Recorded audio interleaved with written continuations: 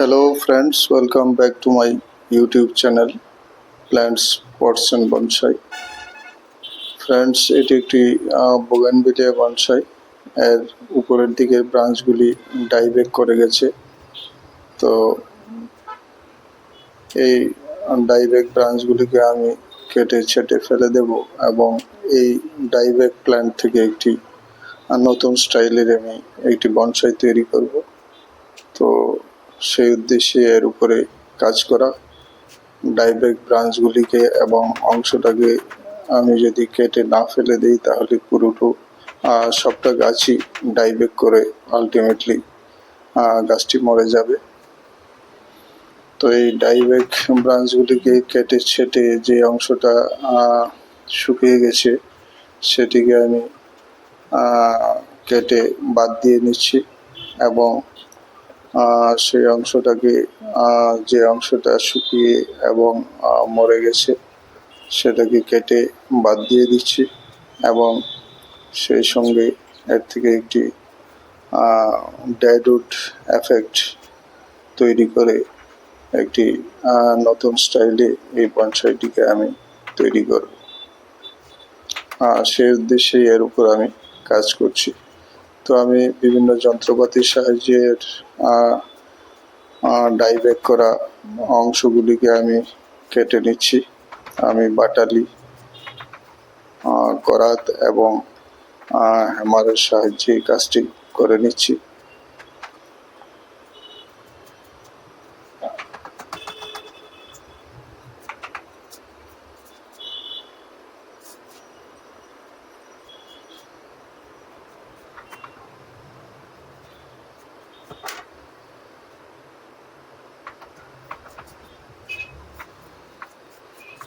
শুকনো এবং মরা যে অংশটি রয়েছে কাণ্ডের, সে অংশটাকে আমি বাটালির সাহায্যে ছেঁচে বাদ দিয়ে দিচ্ছি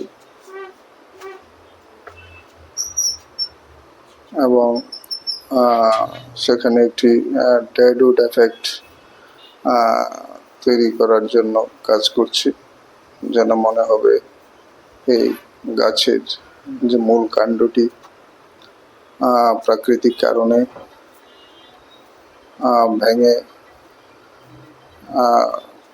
ভেঙে গেছে এবং যে মরা ডালের অংশ, যে কাণ্ডের অংশ, সেটি সেই এফেক্ট দেওয়ার জন্য আমি এর শুকনো এবং মরা অংশগুলিকে, কাণ্ডের অংশটাকে কেটে ছেটে বাদ দিয়ে নিচ্ছি।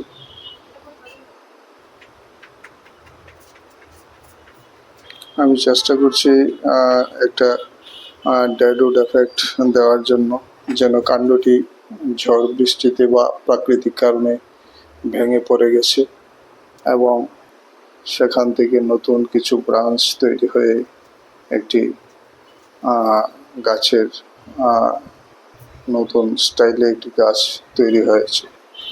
তো আমি এর ডেডউডের উপর কাজ করে নিয়েছি। এখন যে ব্রাঞ্চগুলি রয়েছে সেই ব্রাঞ্চগুলিকে ওয়েরিং করে একটি স্টাইলে সাজিয়ে নেব।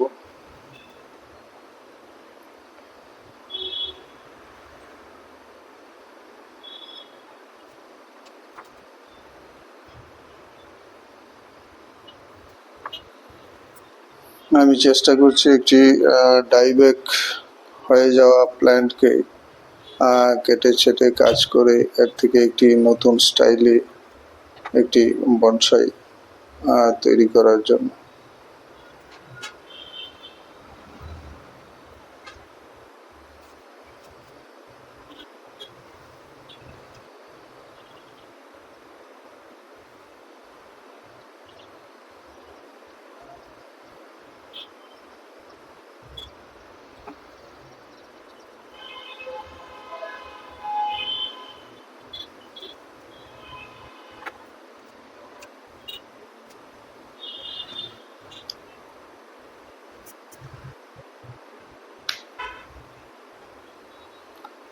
আমি ব্রাঞ্চগুলিকে ওয়েরিং করে তারপর একটু সাজিয়ে নিচ্ছি।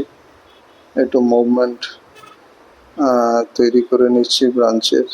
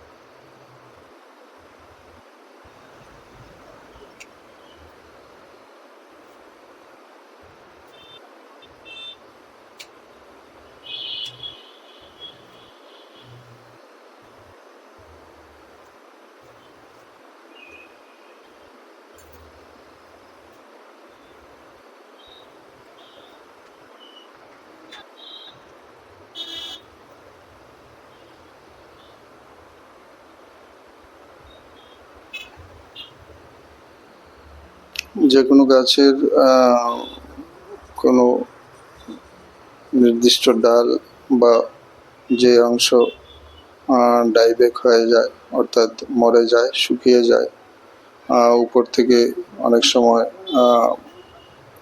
ব্রাঞ্চগুলি শুকিয়ে মরে যায় এবং আস্তে আস্তে সেটা নিচের দিকে সম্পূর্ণ গাছের মধ্যে ছড়িয়ে পড়ে। তো এমন দেখলে তৎক্ষণাৎ সেই মরে যাওয়া বা ডাইব্যাক ব্রাঞ্চগুলিকে বা অংশটিকে কেটে বাদ দিয়ে দিতে হবে। না হলে এই ডাইব্যাক আরও গাছের অন্যান্য অংশ ছড়িয়ে পড়বে এবং গাছটি আলটিমেটলি মরে যাবে।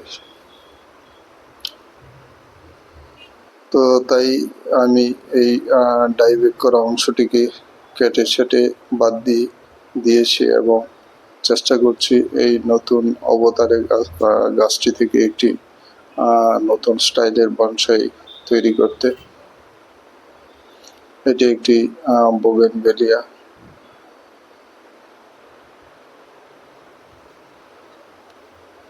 তো আমি ওয়ারিং করে এর বাকি ব্রাঞ্চগুলিকে একটু স্টাইল করে নিলাম, সাজিয়ে নিলাম।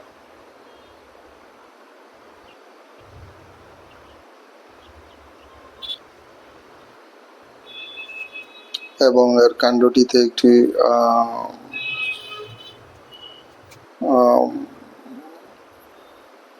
যে মরা অংশ, সেখানে একটি ডেডউড এফেক্ট দিয়ে দিলাম কাণ্ডটিতে।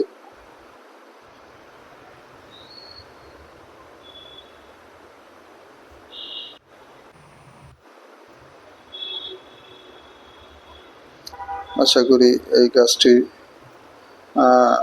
এই যে যেদিকে ডাইব্যাক করেনি সেই ব্রাঞ্চগুলি আবার নতুনভাবে বাড়তে শুরু করবে। গাছটি আর কোথাও এই ডাইব্যাক ছড়াবে না।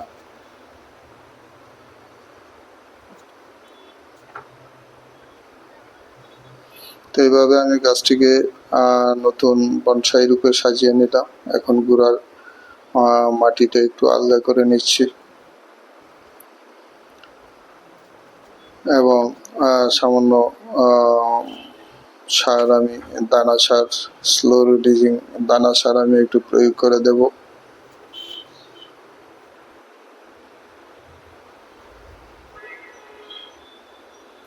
সেই সঙ্গে যে ডেডউড এফেক্ট আমি দিয়েছি কাণ্ডের যে অংশে, সেখানে আমি উড হার্ডেনার একটু লাগিয়ে নেব, যেন রোদ বৃষ্টিতে এর যে বাকি কাণ্ডটি রয়েছে সেই কাণ্ডটিতে ডাইরেক্ট এফেক্ট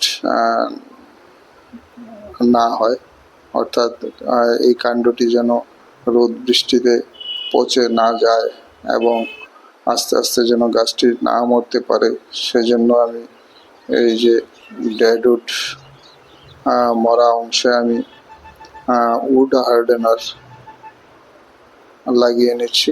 এতে এর যে পচা অংশটা, মরা অংশটা, সেটা শক্ত হয়ে যাবে, কঠিন হয়ে যাবে এবং এর ভিতরে জল প্রবেশ করতে পারবে না এবং গাছটি কাণ্ডটি পচে যাবে না।